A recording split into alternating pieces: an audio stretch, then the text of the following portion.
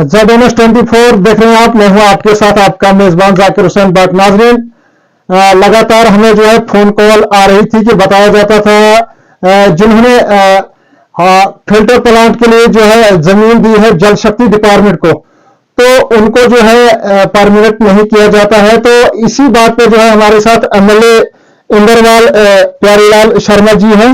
इनसे खास बातचीत करेंगे इस बारे में कि असेंबली में शोरगुल हल्ला हो जाता है कि लोगों का कहना है कि वहां सिर्फ अपनी तनख्वाहों को लेकर जो है बात की जा रही है, लेकिन उन लोगों के लिए बात नहीं की जा रही है कि जिन्होंने जो है लैंड अपनी एक वक्त में दी है। किसी को 10 साल हो गए, किसी को 20 साल हो गए, किसी को 25 साल हो गए।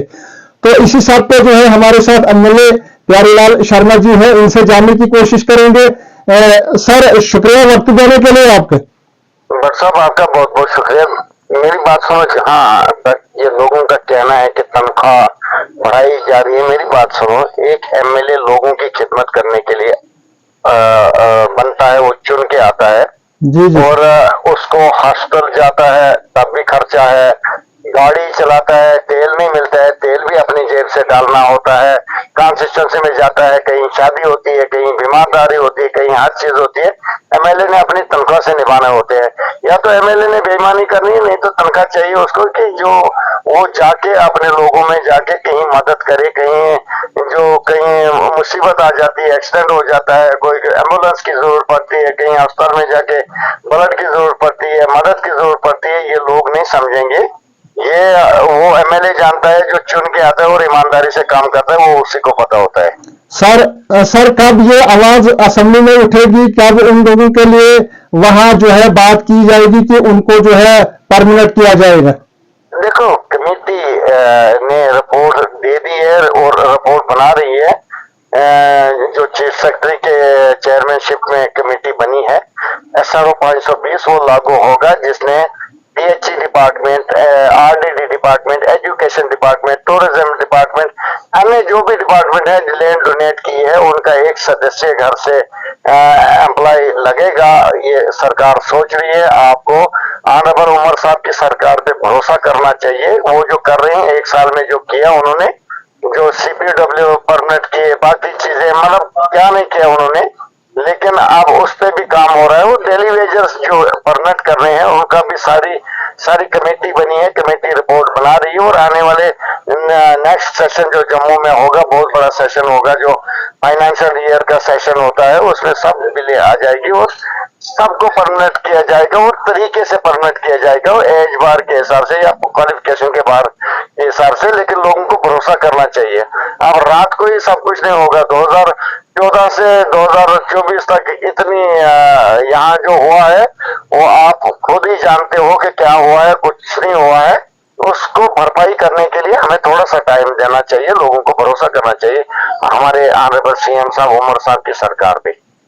सर, बहुत सारे उन्होंने कहा कि बहुत इंतजार हुआ, अभी तक जो है उस समय भी जो है NC सरकार थी जब इनको जो है ये लैंड लिया गया, उस वक्त उन्होंने बताया कि हमें जो है इसका कंपनसेशन दे दो, लेकिन डिपार्टमेंट के द्वारा उनको बताया गया कि 7 साल के बाद जो है आपको परमिनेंट करेंगे। लेकिन बहुत अरसा हो गया, बहुत इंतजार उन्होंने किया और अभी भी वो उम्मीद लगाए रखे हैं कि कब जो है हमें जो है परमिनेंट किया जाएगा। तो आने वाले सेशन में क्या प्यारीलाल शर्मा जी इस बारे में आवाज उठाएंगे? सारी तबाही हो गई है, इसको भरपाई करने के लिए हमें टाइम दे दीजिए और लोगों को भरोसा करना चाहिए कि हम जो लोगों की डिमांड है और जो लोग चाहते हैं वो हम करने के लिए तैयार हैं। थोड़ा सा टाइम दीजिए और लोगों को हम पे भरोसा करना चाहिए। सर, किथर पंचायत किथर रहता है, जिला किश्तवाड़ के लोग वहां भी आपने दौरा किया भोंजवा का, लेकिन वहां आप नहीं गए, आपको शायद उतना वक्त नहीं था, लेकिन वहां की आवाम जो है अभी भी आपका इंतजार कर रही है। कब वहां का दौरा करेंगे सर आप? और मैं इसी महीने जा रहा हूँ, बुधवार जा रहा हूँ, किथर जा रहा हूँ, हर जगह जा रहा हूँ। और मुझे पता है मैंने क्या करना है। किथर रोड जहाँ मैंने एज ए ठेकेदार छोड़ी थी वहीं पे है, उसके आगे अभी नहीं बढ़ी।